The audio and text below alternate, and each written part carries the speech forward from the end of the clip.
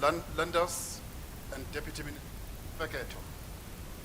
We've got, of course, members of the diplomatic corps ably led by the Dean of the Diplomatic Corps, Ambassador Ben Mpoko, and other ambassadors who are here this afternoon, and High Commissioners.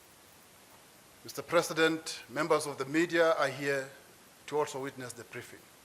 We look forward to you giving us a briefing this afternoon. Without much further ado, I would like to request His Excellency the President to take to the podium.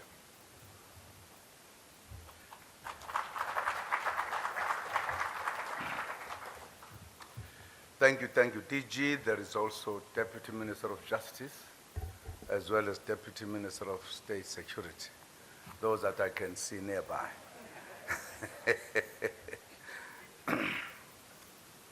Thank you very much, Director General. Ministers and Deputy Ministers, Your Excellencies, Ambassadors and High Commissioners,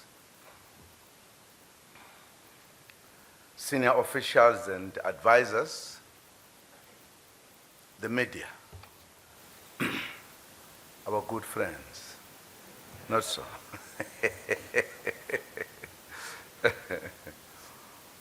Good afternoon to you all. We pride ourselves of having a huge presence of foreign missions in our country. You are all very welcome in South Africa and to this briefing on international matters. We thought it important to give this briefing as we prepare to go to New York to attend the 70th anniversary of the United Nations General Assembly. Our briefing will focus especially on peace and security issues. Your Excellencies, South Africa's foreign policy is premised on the directive in the Freedom Charter, which stipulates that, and I quote, "there shall be peace and friendship," unquote. Informed by this principle and the vision of building a better Africa and a better world, the following guides our diplomatic relations: a commitment to the promotion of human rights and democracy, justice and international law in the conduct of relations between nations,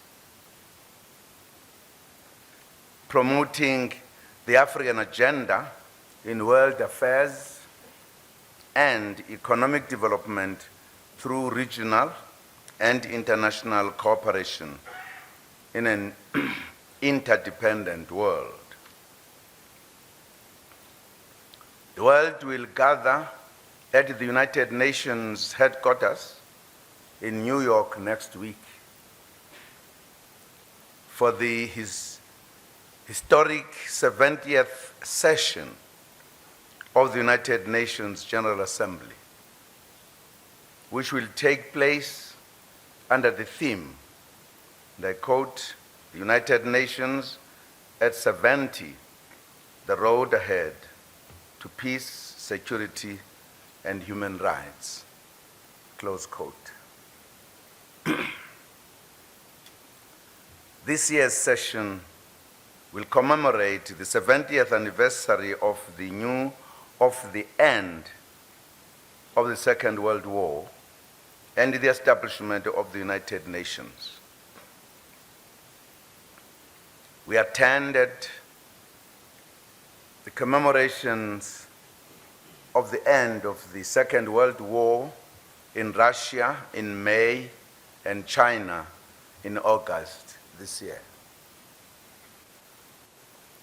The two events were a powerful reminder of the horrors of war and the need for the world to work harder as the UN turns 70 years old to promote peace and security. South Africa will use her participation in the 70th session to continue our relentless work to achieve the reform of the United Nations, especially of the Security Council, which has a key role to play in promoting world peace and security. We are also currently chairing the G77 plus China. In this context, developing countries will also advocate for the reform of the United Nations system to make it more responsive to the interests and needs of the majority of its members, the developing countries. This is more so that for Africa, a continent with more than 1 billion people, which is not represented in the United Nations Security Council as a permanent member.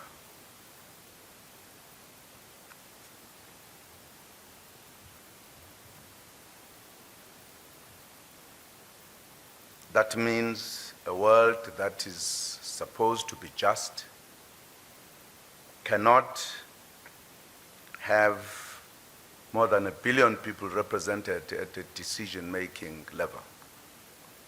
It is a serious matter. World leaders are also scheduled to adopt an outcome document titled Transforming Our World,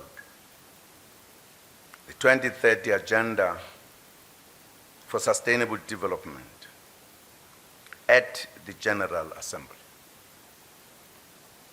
This development agenda builds on the Millennium Development Goals and would be the guiding global development framework for the next 15 years.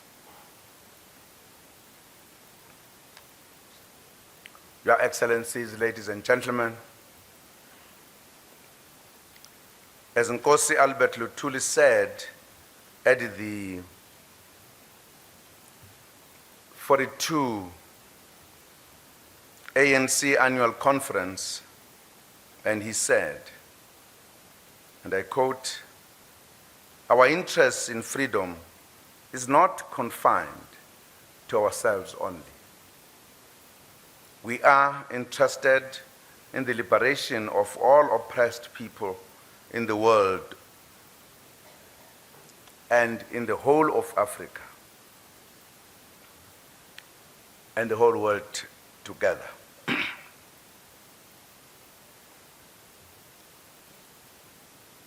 As the United Nations meets some outstanding peace and security issues will still be looming large.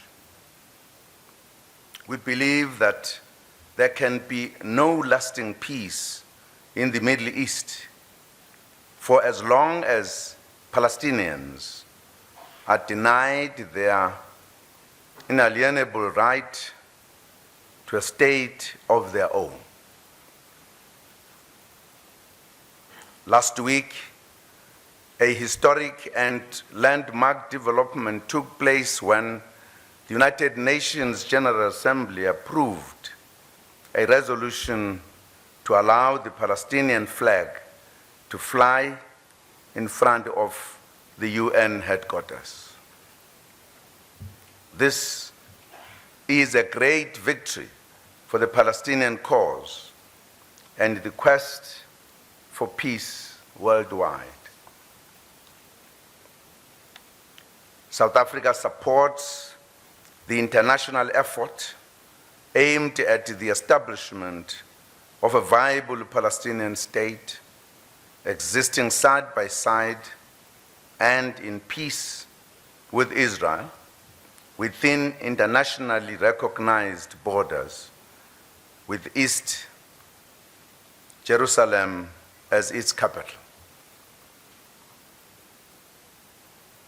Our special envoys to the Middle East, Dr. Zola Skweyiya and Mr. Aziz Pahad, have concluded 2 rounds of consultations that took them to Palestine, Israel, Jordan, Lebanon, Iran, Turkey, Qatar, UAE, Egypt, and Syria.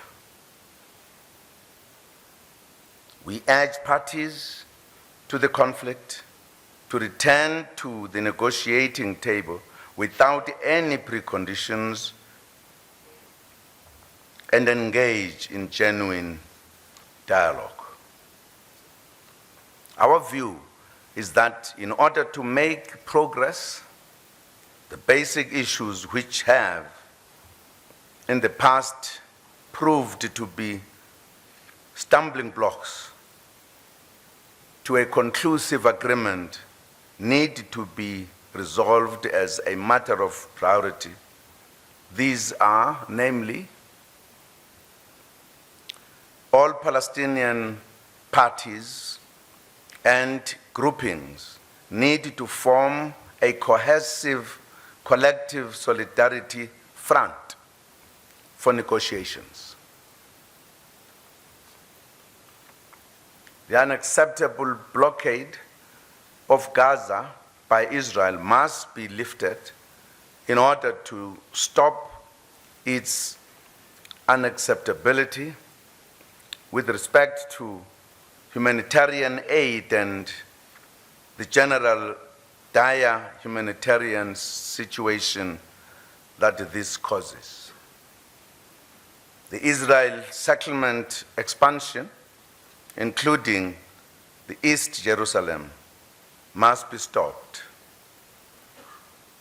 An urgent solution is required with respect to the right of return of Palestinians, refugees, and there should be a full recognition of the borders based on those existing on the 4th June 1967.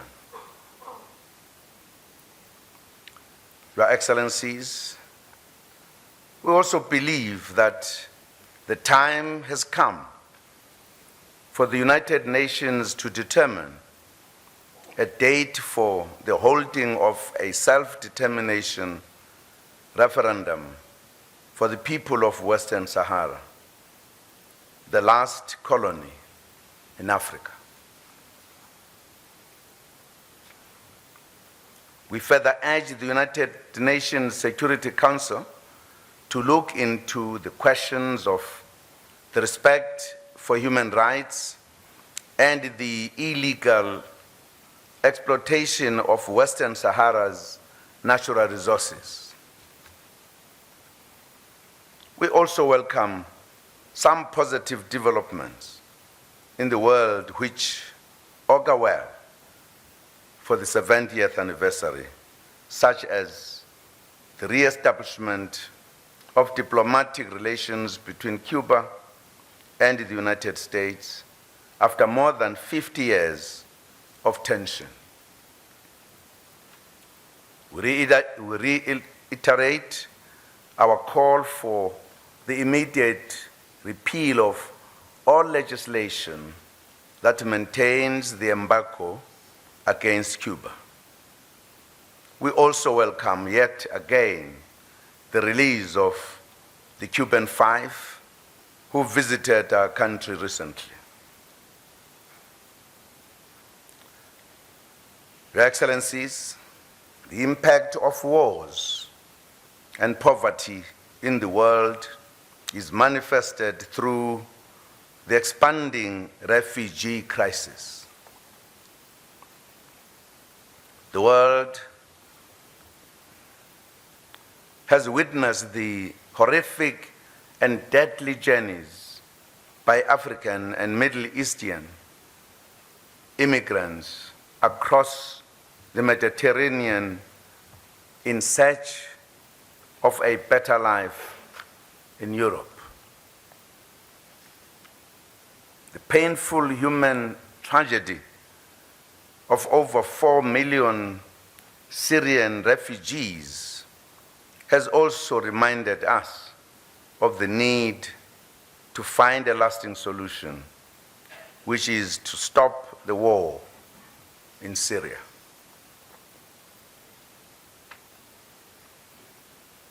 It took the painful drowning of a 4-year-old Syrian child to shake the world into action.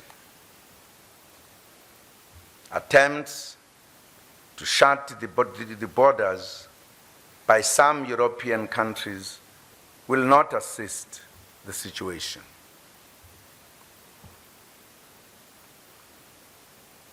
To achieve lasting peace in Syria, the international community must reject all calls for regime change in that country.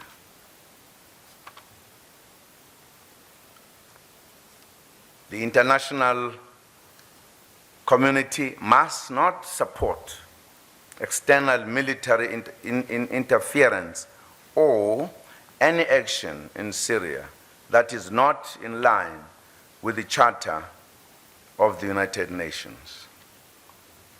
Support for non-state actors and terrorist organizations that seek to effect a regime change in Syria is unacceptable.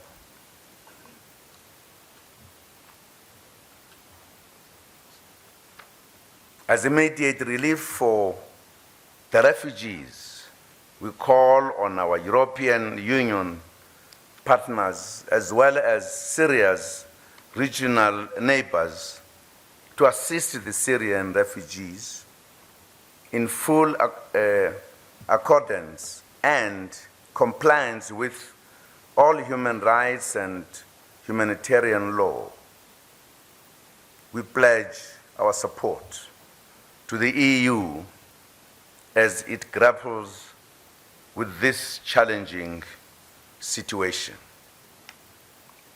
These are all issues that put enormous pressure on the UN Security Council to find solutions as we move towards 70th anniversary next week.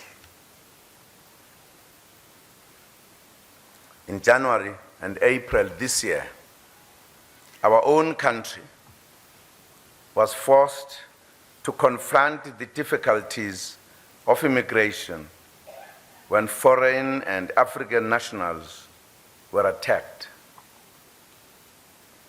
We have since then been working hard with SADC, sister countries, to find solutions to this international challenge, especially the problem of illegal immigrants.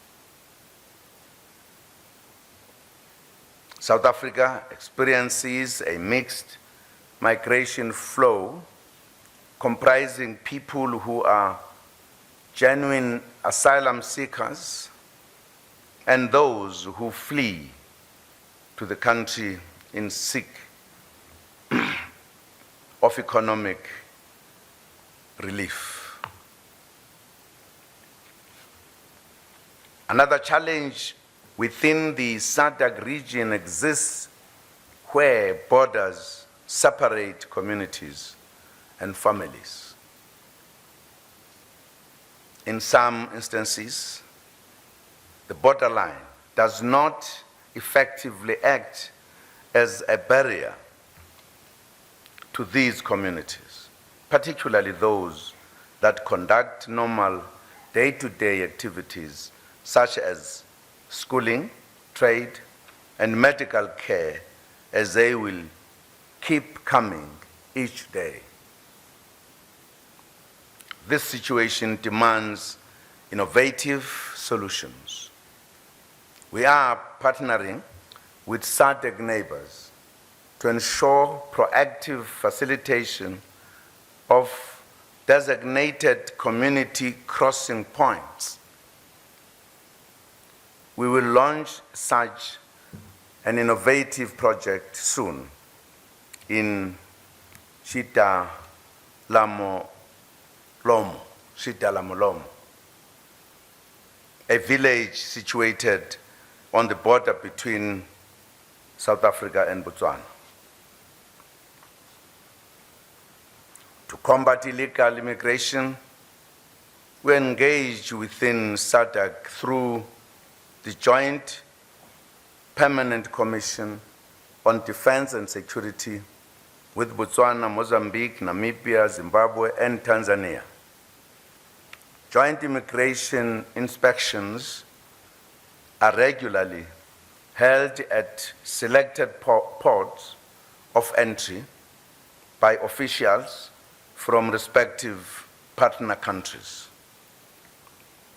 South Africa is also chairing the SADC organ on public safety and security subcommittee, promoting the free movement of persons. Currently, the organ is discussing protocols related to a SADC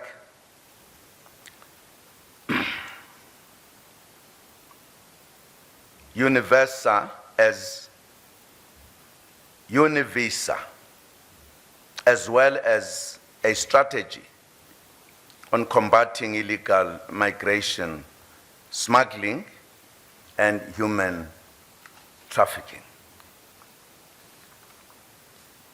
The organ has established a refugee commissioners subcommittee to coordinate the regional effort and to manage a draft common regional asylum and refugee management policy framework.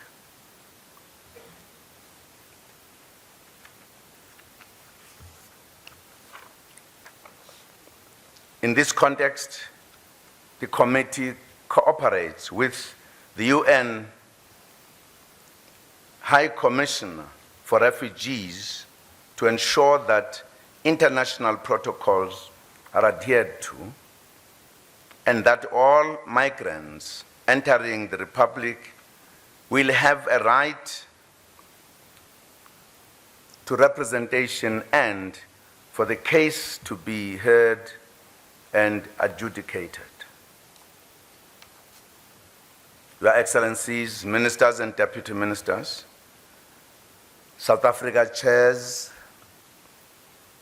the SADC organ on politics, defense, and security cooperation until August this year.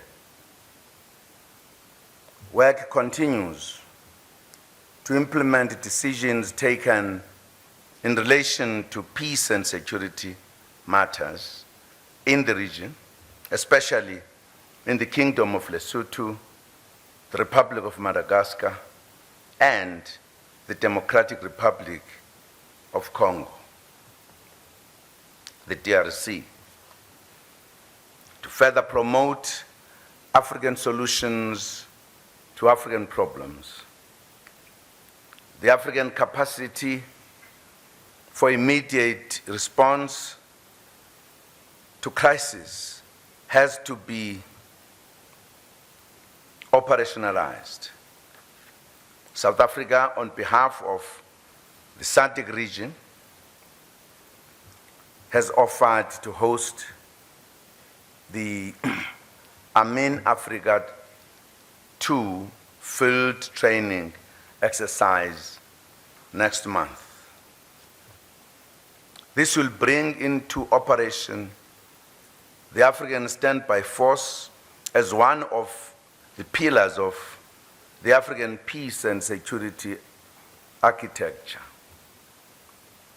Further north, we are extremely concerned about the ongoing conflict in South Sudan, which has resulted in a massive displacement of people, causing a humanitarian crisis. We note and commend the peace efforts as led by the Intergovernmental Authority on Development. We further commend all the parties to the conflict for signing the compromise agreement. The agreement provides a basis for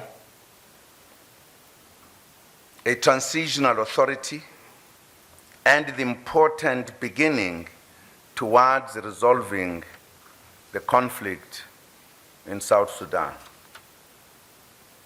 We therefore call on all the parties to honor and respect the agreement in order for the country to move forward. Deputy President Cyril Ramaphosa will continue to represent us in assisting the people of South Sudan to find one another. With regards to Burundi, we urge the East African community through its mediator in Burundi, President Yoweri Museveni of the Republic of Uganda, to continue with the political dialogue with a view to finding a lasting solution. We reiterate our support for the signing of the Malian Peace and Reconciliation Agreement in May this year by the Malian government, the Algiers Platform Movement, and some groups of the coordination movement of the Azawad. We call for the strict implementation of the agreement and the mobilization of the needed resources. Excellencies, the situation in Libya continues to be of serious concern. As such, we fully support the UN-led political dialogue. We also commend Libya's neighboring countries for their role in the search for a solution in that country.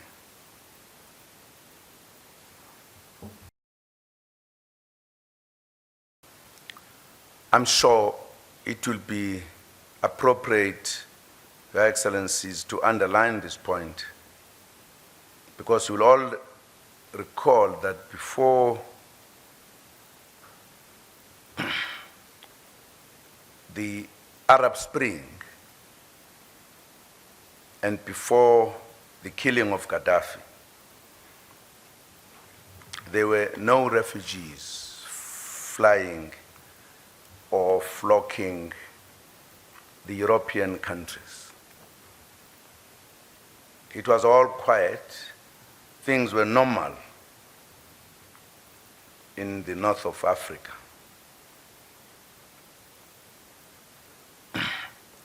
It were the actions taken, the bombarding of Libya and killing of its leader, that opened the floodgates, firstly for serious tensions and conflict within Libya. And therefore the security was totally undermined. as tribes fought and everybody else.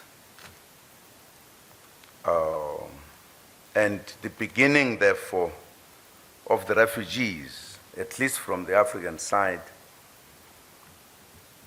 was triggered by that security situation, the undermining of the security situation. I think we should not forget this as people grapple with the problem of the refugees, because we forget easily.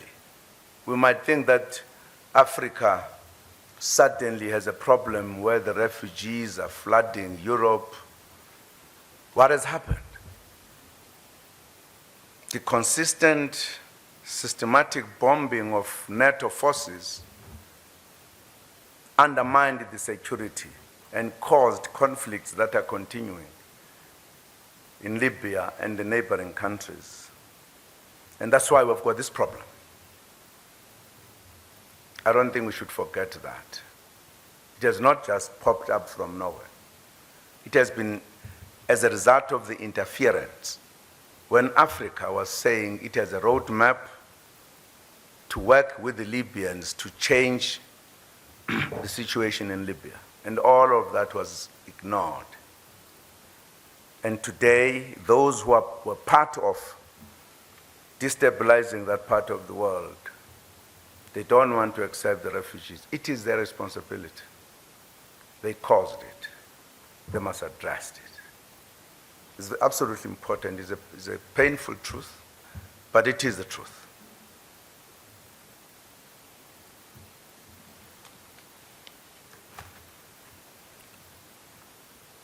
South Africa stands ready to assist Libya in post-conflict reconstruction and development, and to share experiences in reconciliation and constitution-making processes.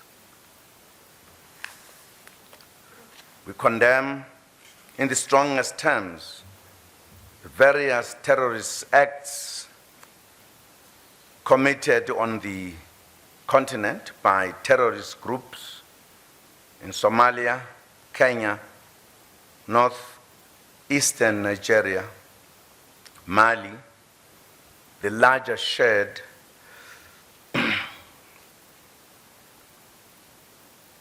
the larger Sahel region, as well as in North Africa. We will play our role through the AU Peace and Security Council to assist the affected regions. Your Excellencies, beyond security issues, the matters of sustainable economic growth in our continent and in the world is on our agenda given the economic crisis. We will participate in the G20 forum in Turkey in November, which drives a collective response to the global financial and economic crisis and recovery. Ongoing priorities for South Africa include the promotion of employment, improving investment in infrastructure, and international coordination on tax matters. We will continue to advocate for the reform of international financial institutions at this august forum. Furthermore, economic cooperation in the South will be pursued when the third India-Africa Partnership Forum Summit convenes in New Delhi, India, next month. In December, South Africa will host the second summit of the Forum on China-Africa Cooperation, called FOCAC for short, in Johannesburg.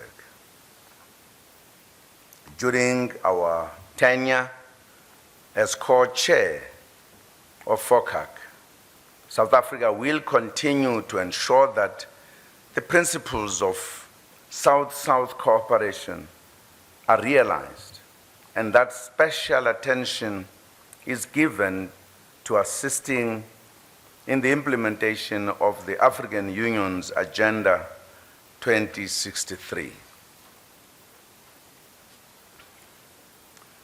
Questions have been asked or raised with regards to whether President Al-Bashir of Sudan will be invited to FOCAC.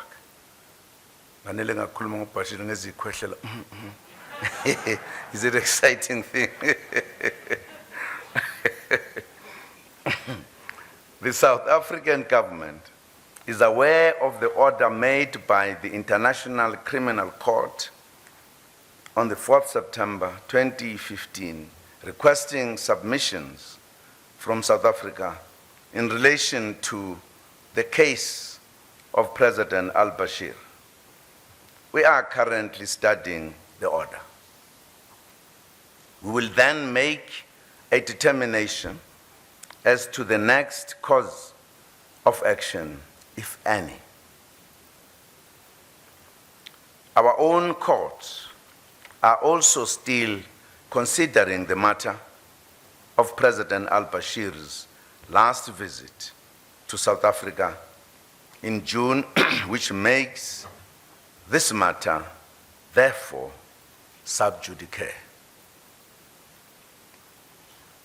It should, however, be remembered that Sudan is a member of FOCAC.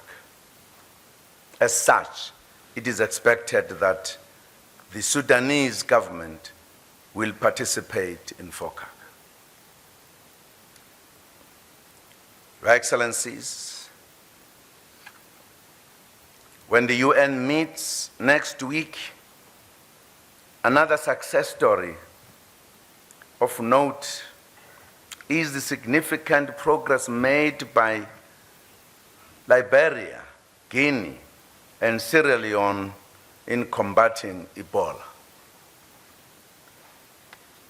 As such, there is a need for sustained mobilization in order to completely eradicate the scourge and to provide more economic and financial support to ensure sustainable economic recovery in the affected countries.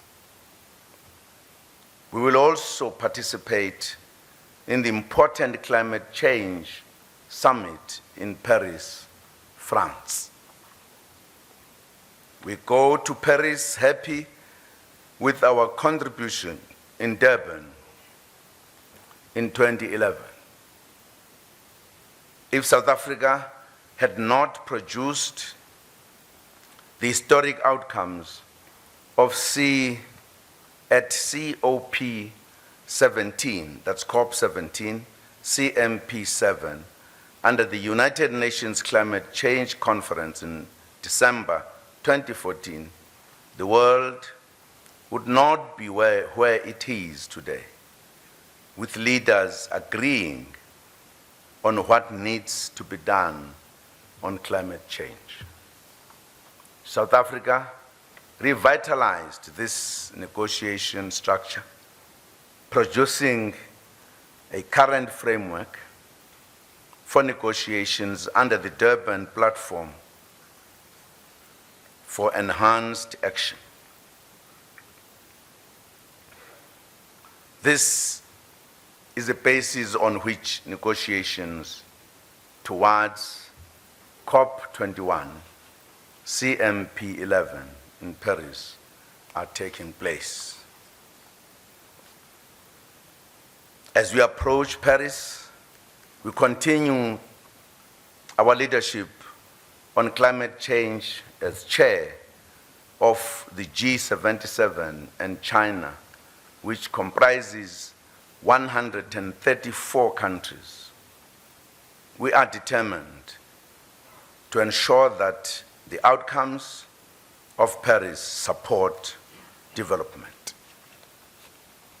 Key for developing countries out of the Paris talks are the following: adaptation, finance, technology transfer, capacity building, and all the things which are essential to support developing countries in order for them to continue doing more on mitigation. As chair of G77 in China, I would like to emphasize that a Paris package that is hollow and weak on finance will not be acceptable. South Africa will also participate at the Commonwealth Heads of Government meeting in Malta later this year. Your Excellencies, we look forward to a successful United Nations General Assembly 70th anniversary session next week and all the other important international forums. We also look forward to cooperating with your governments in the pursuit of many of these goals. I thank you.